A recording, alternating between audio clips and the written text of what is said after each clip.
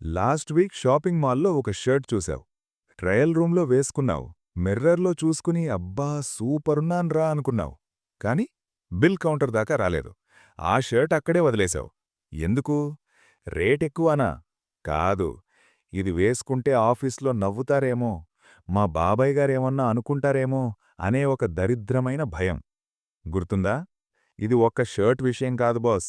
నువ్వు చేస్తున్న కోర్సు, నువ్వు చేస్తున్న జాబు, చివరికి నువ్వు చేసుకున్న పెళ్ళి.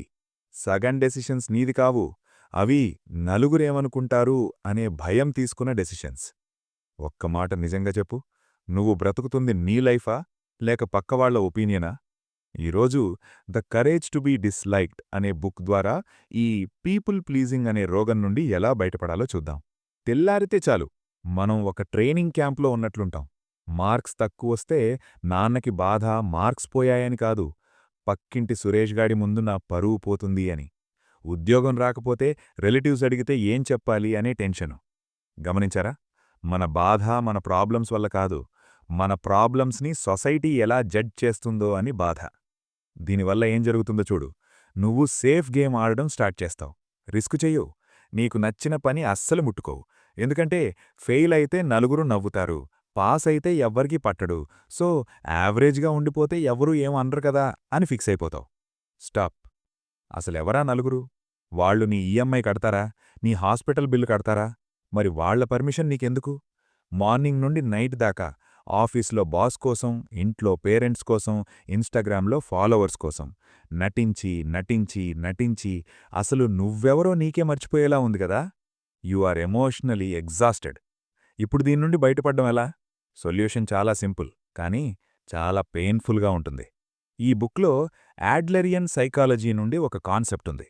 దీన్ని తెలుగులో సింపుల్గా చెప్పాలంటే వారి పనులు వారివి, అంటే సెపరేషన్ ఆఫ్ టాస్క్స్. ఒక చిన్న లాజిక్ చెప్తా విను. నువ్వు గుర్రంని నదిదాకా లెక్కెళ్ళగలవు, అది నీ పని. కానీ ఆ గుర్రంతోని నీళ్లు తగించగలవా? పైప్ పెట్టి ఫోర్స్ చేయగలవా? లేదు. తాగాలా వద్దా అనేది ఆ గుర్రం ఇష్టం, అది దాని టాస్క్. మనం చేస్తున్న తప్పదే. పక్కవాడి పనిని మన తలమీద వేసుకుంటున్నాం. నువ్వు నీకు నచ్చిన కెరియర్ చూస్ చేసుకోవడం నీ టాస్క్. దాన్ని చూసి నీ రిలేటివ్స్ కుళ్ళుకోవడం వాళ్ల టాస్క్. నిజాయితీగా పనిచేయడం నీ టాస్క్. అయినా సరే నిన్ను బాస్ తిట్టడం ఆయన టాస్క్. మనమేం చేస్తున్నాం? వాళ్లు కుళ్ళుకోకూడదు, బాస్ తిట్టకూడదు అని మన టాస్క్ని వదిలేసి వాళ్ల ఎమోషన్స్ని కంట్రోల్ చేయడానికి ట్రై చేస్తున్నాం. అది ఇంపాసిబుల్. అందుకే నీకంత స్ట్రెస్. ఫ్రీడమ్కి ఇంకొక పేరే డిస్లైక్. నిన్ను ఎవ్వరూ డిస్లైక్ చేయట్లేదు అంటే నువ్వింకా నటిస్తున్నావు అని అర్థం. All problems are relationship problems. నువ్వు ఒక్కడివే ఈ ప్రపంచంలో ఉంటే నీకు ఏ బాధ ఉండదు. ట్రామా ఈజ్ అ లై. నాకు చిన్నప్పుడు ఇలా జరిగింది అందుకే నేనిలా ఉన్నాను అనేది అబద్ధం. నువ్వు మారకపోవడానికి చెప్పే సాకు, అంటే ఎక్స్క్యూజ్ అది. No one is stopping you. నిన్ను ఎవ్వరూ ఆపలే. సొసైటీ ఆపుతుంది అని నువ్వు నమ్ముతున్నావంటే. Seeking validation is slavery.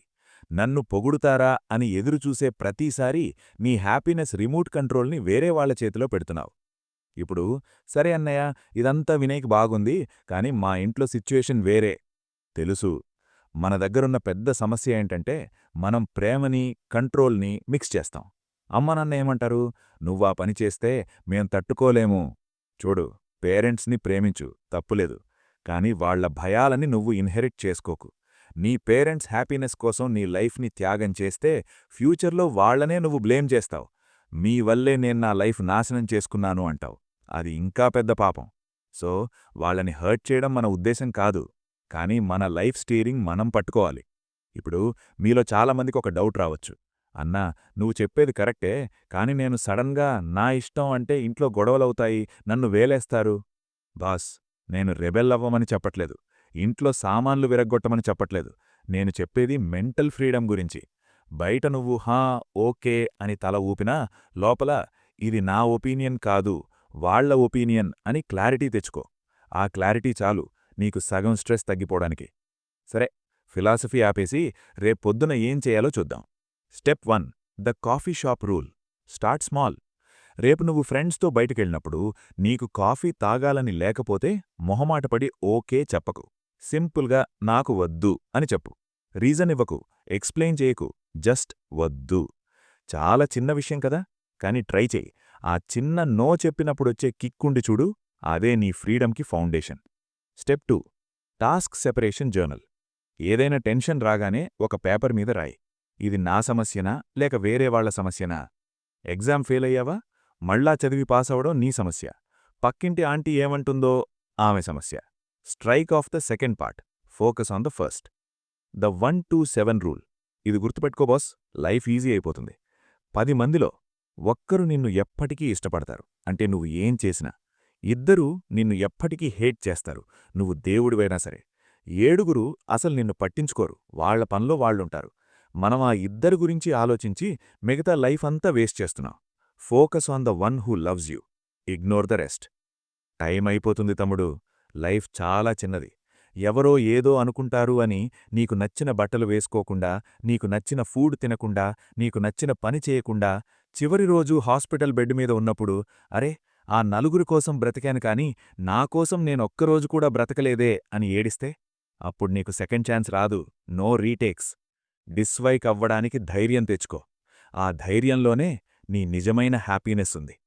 రేపు పొద్దున లేచాక ఈ ప్రపంచంలో ఎవ్వరూ నిన్ను జడ్జ్ చెయ్యరు అని గ్యారంటీ ఇస్తే, ఇప్పుడు చేస్తున్న పనులే చేస్తావా లేక వేరే లైఫ్ స్టార్ట్ చేస్తావా? Think about it.